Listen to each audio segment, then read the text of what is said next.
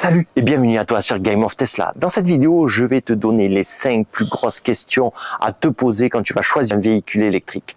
En tout cas, celles que moi je poserai en 2025 si j'en avais une à choisir. Pas de blabla technique ici, juste du concret, de l'utile, pour t'aider à y voir un peu plus clair avant de signer avec un concessionnaire pour acheter ton véhicule. Je te donne la question à te poser et celle que tu vas poser au vendeur. Et en plus, si tu restes jusqu'à la fin de la vidéo, je te donnerai un petit bonus de comparaison assez simple de voitures électriques. Mais avant, générique.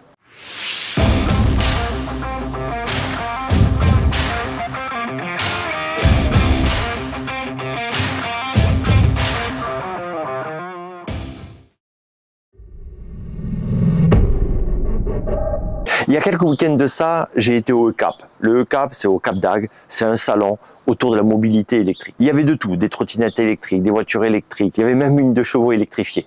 Et en écoutant certains vendeurs de marques chinoises ou autres, j'ai entendu pas mal d'arguments qui, même s'ils sont intéressants, peuvent brouiller ton jugement. Donc ça m'a donné l'idée de te faire cette vidéo. Je vais te donner donc mes 5 questions vraiment importantes à te poser avant d'acheter une voiture électrique. Et les 5 questions donc à poser au commercial qui veut te vendre le véhicule. On n'attaque pas la première question. Quel est ton besoin? Ça, c'est vraiment la question primordiale. Tu vas t'en servir pourquoi exactement du véhicule? Est-ce que c'est une voiture secondaire pour aller au boulot, déposer les enfants à l'école, acheter le pain, en fait tu l'auras compris, tourner autour de chez toi?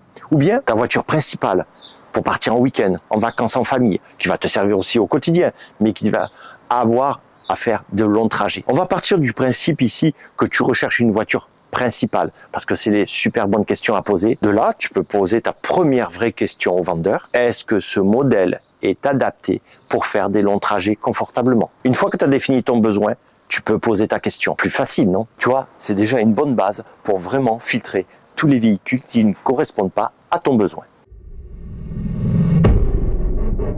La deuxième question.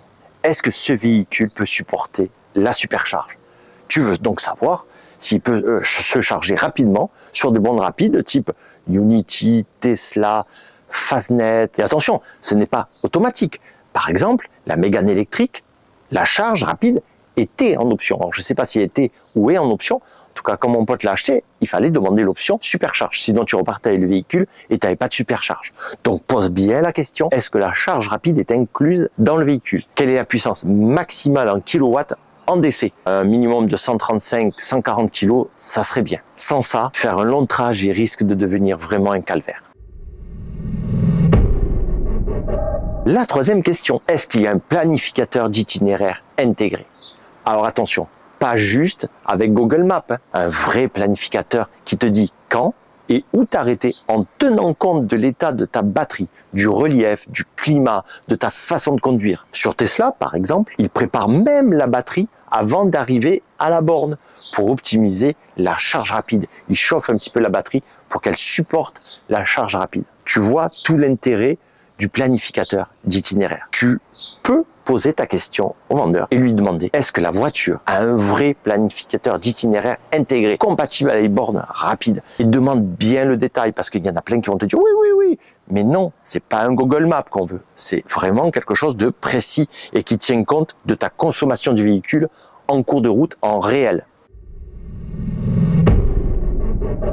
La question 4, est-ce que le véhicule aura droit à un réseau de charge dédié avec un tarif préférentiel? En effet, toutes les voitures électriques peuvent aller partout, mais est-ce qu'elles vont avoir un bon prix aux superchargeurs? Ça, c'est autre chose. Tesla, par exemple, a ses superchargeurs avec un tarif avantageux pour les Tesla. Et donc, facile.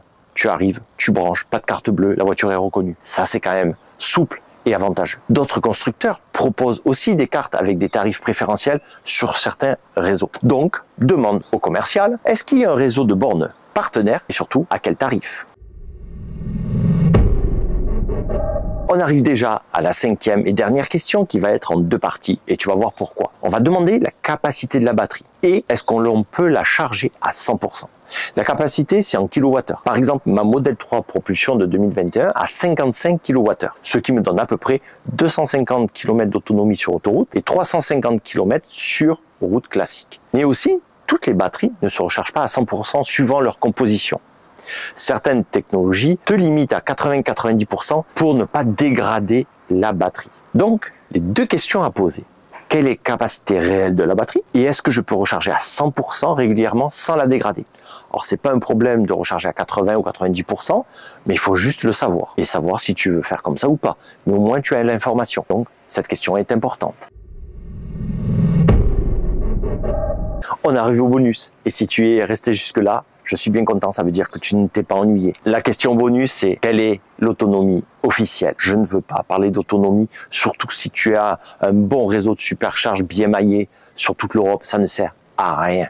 Mais on va quand même poser la question de l'autonomie, tu vas voir pourquoi. Tu peux demander l'autonomie, mais c'est pas pour te rassurer, mais bien pour comparer les véhicules entre eux. Tu vois l'astuce? Mais attention, c'est souvent un chiffre très optimiste, basé sur le cycle, ce qu'on appelle WLTP. Mais comme tous les constructeurs font pareil, ça te permet de les comparer. Mais ne t'attache pas à l'autonomie, sauf si tu es un très gros rouleur journalier à plus de 150 km par jour et que tu ne veux pas recharger toutes les 2 heures, tu veux une belle autonomie et ça je te comprends. Mais sinon, ne t'attache pas à l'autonomie. Cherche juste à connaître l'autonomie pour un peu filtrer les véhicules entre eux. Donc là, comme ça tu pourras bien les comparer. En conclusion, voilà donc mes 5 questions à poser en priorité. Évidemment, tu peux en poser plein d'autres. Il y a par exemple le 0 à 100 combien de secondes, quelle est la puissance du moteur, le freinage régénératif est-il là, le volume du coffre, les applications, la conduite autonome. Enfin, dis-moi en commentaire quels sont tes critères à toi. Je suis sûr que certains vont d'ailleurs me parler du One Pedal. Ah, j'adore le One Pedal, je pourrais plus m'en passer. Je pourrais peut-être même passer ce critère en première question, mais je trouve ça dommage d'éliminer une voiture qui peut être très bien parce qu'elle n'a pas le One Pedal.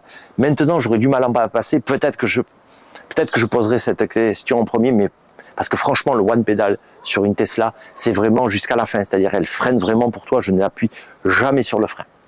Peut-être que je ferai une vidéo d'ailleurs sur ça. Enfin, chacun, tu l'auras compris, a ses avis, ses critères, ses besoins. Dis-moi toi en commentaire les tiens. Et surtout, tu t'abonnes, tu likes, tu partages cette vidéo avec tes potes. Et moi, je te dis à très vite sur Game of Tesla. Ah, ciao!